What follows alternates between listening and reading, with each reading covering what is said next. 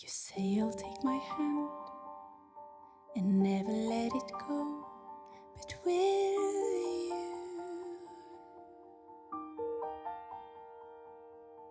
Will it still be true, even when you don't want it to? All of these portraits were shot at home, at the exact same balcony door. Some with soft indirect light, some with strong direct sunlight. No flash, no studio. Once you understand why they look so different, you will see light completely different. Hi, I'm Tanja, portrait photographer from Germany. And this is Lara, our model today. In this video I will show you two big things. First, how to set light at home using a balcony door, and second, how to create mood and emotion even without any equipment. And definitely stay until the end, because that's where portraits really come alive. You say you'll take my hand and never let it go. Before we move anyone, before we talk about posing or camera setting, there's one thing you must understand. Light changes with time. Every balcony, every window, every apartment. At my place here, the living room for example, in the morning I get only indirect light. Soft, even very controllable. In the afternoon and evening the sun comes indirectly. Warm, strong, dramatic and completely different. It's the same balcony door, completely different light, and neither one is wrong. It's just a different decision. Here, as you can see, these images were shot at my balcony door with indirect light. And now these images were shot at the same balcony door, but with direct sunlight in the evening. Both are beautiful. But today, for this session, I wanted soft, natural portraits. So I choose the morning. If you want similar results, shoot when the light is indirect or on a cloudy day. First lesson: observe your light before you shoot. You say you'll take my hand and never let it go. Now let me show you why the balcony door works so well. I'm standing outside in the light. Lara is standing inside.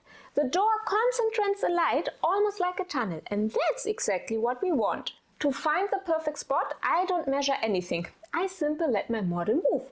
A step forward, a step back. And now I will show you something very important. Here, Lara is standing very close to the door. Her face is completely lit. It looks nice, but notice how her face appears rounder than it actually is. And now look at this. Just one small step back. Suddenly soft shadows appear on the sides of her face. Those shadows create contour.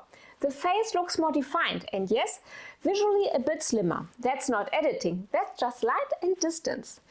Another thing's happened here. Because the light comes through the door like this, you get very clean catchlights in the eyes. And catchlights alone can completely change how alive a portrait feels. No tricks, no gear, just the right position. You say you'll take my hand and never let it go, but will you?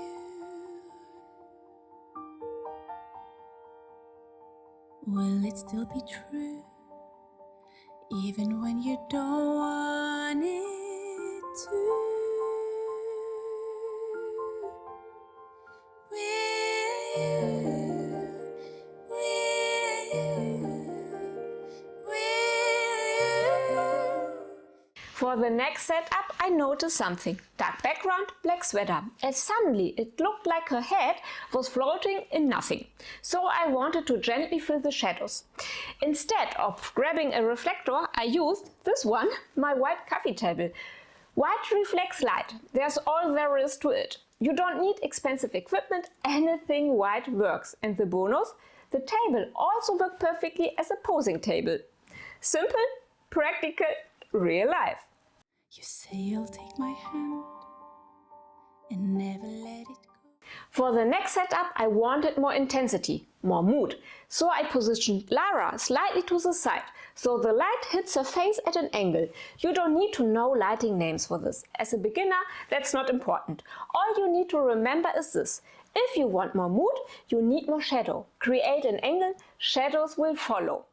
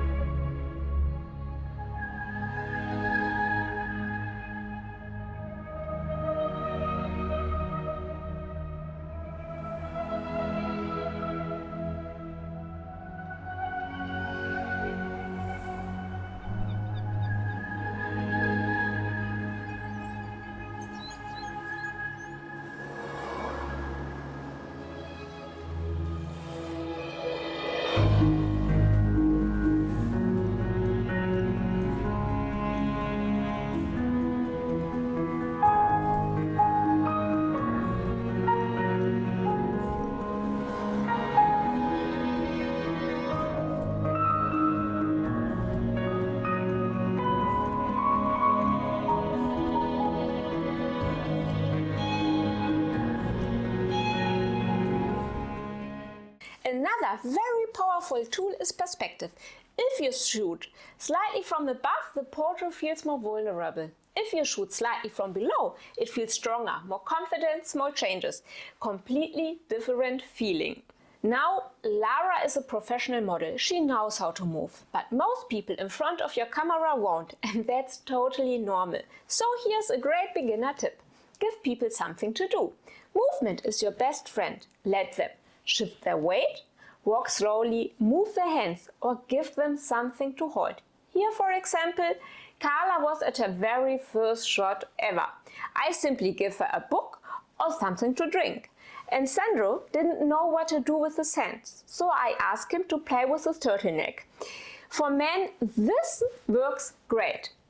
Adjusting the watch, fixing a collar, or touching the sleeves. Movement creates real emotion, and real emotion always looks better than stiff posing. And now comes a little secret trick. If you want instant drama and movement, add wind. We used a simple hairdryer, and yes, Lara actually held it herself with her feet. It looks funny, but it works incredibly well. Moving hair instantly adds energy to a portrait.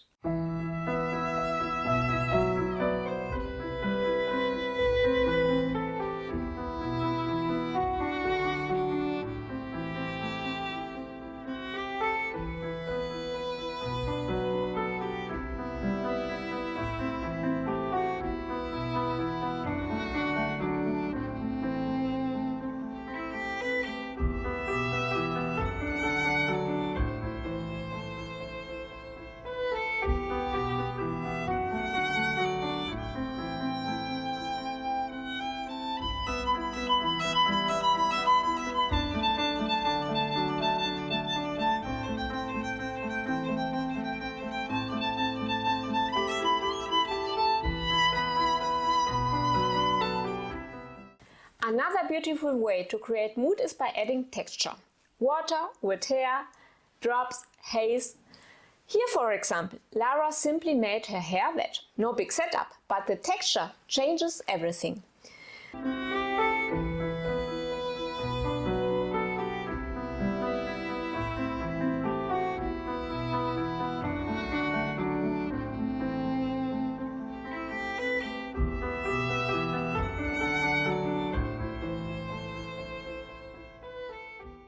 This is another way to create emotion without changing your light. And if you want to know how these images with water, droplets and haze were created, make sure to subscribe. I will show you that in a future video. If you remember only one thing from this video, remember this. Great portraits are not about equipment. They are about understanding light, choosing a mood, and guiding people gently. Once you see that, you can create beautiful portraits almost anywhere. If you enjoy this video, please give it a thumbs up and consider subscribing, because the algorithms want to be feeded and it would help me incredibly. And if you're ready for the next step and want more control, I will show you how to create beautiful portraits at home using just one flash in the next video. Thank you so much for watching, and I will see you there.